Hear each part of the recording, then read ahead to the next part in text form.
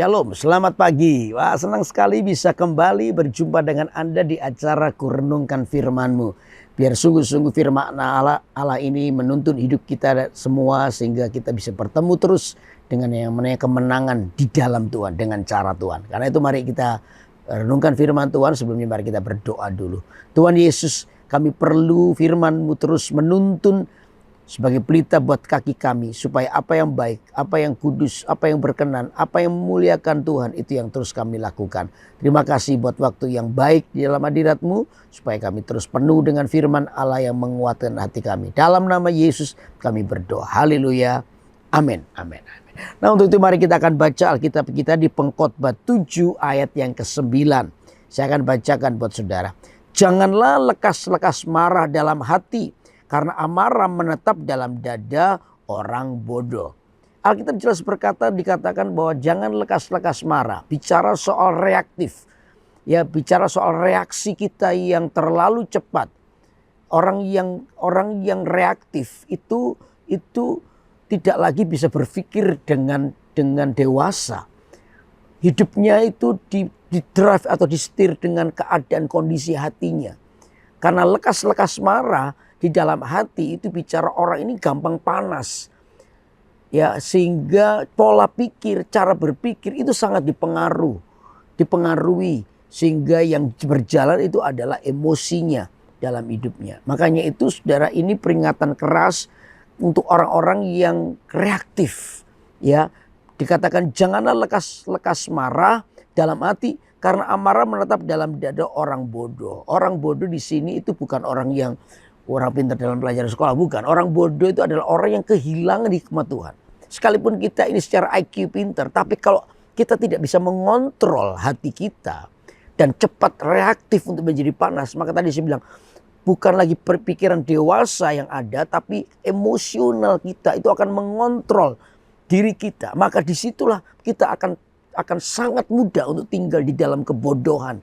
Karena apa? Berpikir pendek. Emosi yang jalan sehingga kita tidak bisa berpikir dengan jernih. Nah, disinilah firman Allah itu mengingatkan supaya kita ini jangan sampai kehilangan yang namanya hikmat Tuhan. Nah, untuk itu saudara, peringatan ini coba tanda ini bisa kelihatan. Kalau Anda adalah orang yang lekas-lekas marah atau reaktif di dalam kemarahan Anda, maka yang pertama ini menganggap bahwa teguran itu sebagai serangan. Orang yang lekas marah dan orang yang tidak bisa mengontrol hatinya adalah orang yang mudah tersinggung, mudah marah, menganggap bahwa teguran itu sebagai sebuah serangan, tidak mau ditegur. Nah, orang yang tidak mau tegur adalah akar daripada kesombongan, tidak memiliki teachable heart, hati yang mudah diajar, tapi dia menganggap bahwa teguran orang lain adalah serangan buat hidupnya.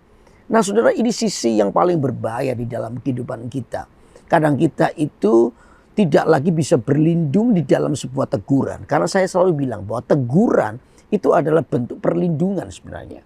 Kita ini punya blind spot atau sesuatu yang mungkin tidak bisa kita lihat. Orang lain yang bisa melihatnya. Makanya itu kita ini perlu secara dewasa berpikir bahwa teguran itu adalah bentuk perlindungan. Tapi bagi orang-orang yang lekas marah, orang-orang yang tidak bisa mengontrol emosinya, maka teguran itu akan selalu diidentifikasikan dengan sebuah serangan buat hidupnya. Sehingga orang ini susah ditegur. Nah, begitu susah ditegur, maka dia keluar dari bentuk yang namanya perlindungan. Nah, disitulah iblis akan menghancurkan hidupnya. Nah, berapa banyak orang mengalami ini?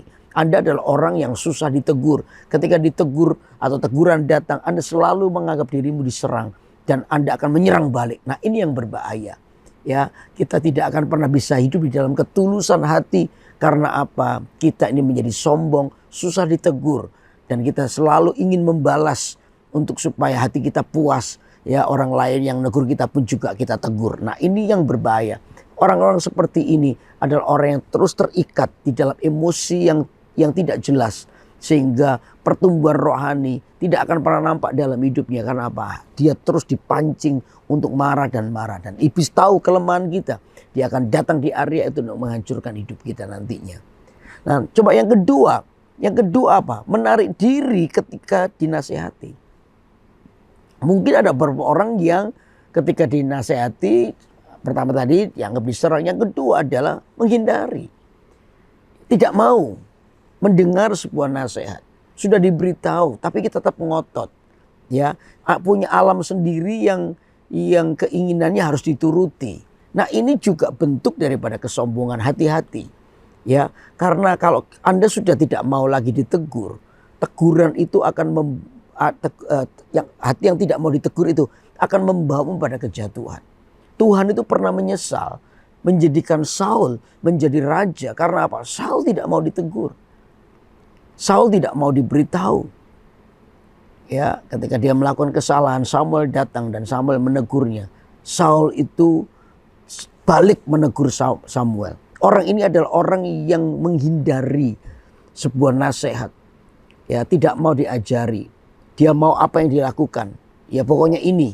Ya, akibatnya apa? Tuhan berkata, aku menyesal menjadikan Saul menjadi raja. Kenapa? Karena orang ini ternyata tidak teachable heart.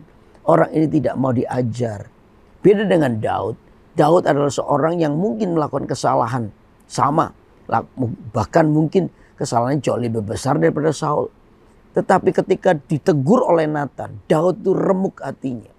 Dia berkata kepada Tuhan, dia koyakkan jubahnya, dia taruh abu di atas kepalanya. Dia mau berkata, Tuhan ambil semua promosi hidupku. Ya, ambil semua, bahkan berkat dalam hidupku, ambil semua nggak apa. Tapi satu ini yang ku minta, jangan tinggalkan aku. Oleh karena kesalahanku ini, jangan tinggalkan aku. Justru karena kerendahan hati ini, maka Tuhan berkata kepada Daud, aku berkenan sama Daud. Saudara-saudara dan saya ini punya banyak kelemahan. Punya banyak hal kelemahan. Asal satu ini, asal Anda adalah orang yang mau diajar, mau ditegur, maka amanlah hidup Anda. Kadang-kadang tadi saya bilang kita ini punya blind spot yang mungkin kita juga nggak tahu. Kita perlu orang lain melihatnya. Nah, selama Anda punya hati yang mudah diajar, maka amanlah hidup Anda. Anda akan terus mengalami pertumbuhan. Teguran itu adalah bentuk perlindungan. Yang ketiga, orang-orang yang tidak mau ditegur, nasihat adalah ini, memfasilitasi perasaan, bukan kebenaran. Yang diutamakan itu perasaannya, bukan soal kebenaran. Sehingga kebenaran yang dia tahu itu tidak pernah bisa dihidupi karena apa? Perasaan luka itu mendominasi. Saudara, begitu Anda ditegur dan perasaanmu terluka, maka tadi saya bilang pikiran dewasa kita itu hilang, pergi meninggalkan kita. Yang ada cuma perasaan kita jauh menonjol, dan disitulah emosi seseorang, disitulah kepahitan, disitulah sakit hati mulai bertumbuh dengan subur. Karena apa? Kita memfasilitasi perasaan melebihi kebenaran. Nah, ini yang berbahaya. Ayo saudara, perasaanmu itu kalau sungguh-sungguh menghentikan pertumbuhan rohanimu, kau harus berkata dengan tegas bahwa perasaan itu tidak penting. Kau lihatlah kebenaran itu jauh lebih membuat Anda bertumbuh. Nah, disitulah kuncinya Anda mengalami pengenalan akan Tuhan. Amin saudara, amin. Karena itu jangan memfasilitasi perasaan.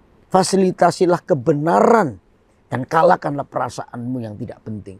Karena perasaan itu kadang dipakai oleh setan untuk menghambat pertumbuhan rohani Anda.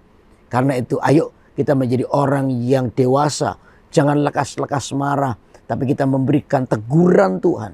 Teguran yang baik. Itu menjadi pelindung buat hidup kita. Karena itu bertumbuhlah dalam Tuhan. Dan saya percaya Tuhan memberkati kita semua. Amin.